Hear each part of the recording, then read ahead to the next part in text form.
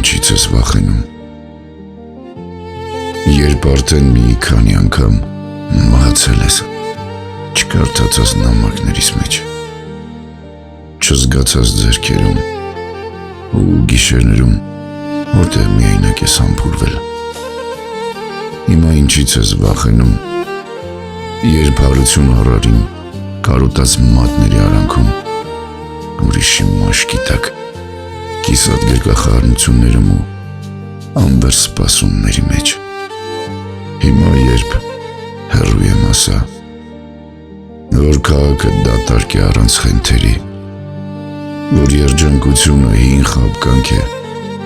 ինչպես գրողները, որ խմում են միայն թեյ,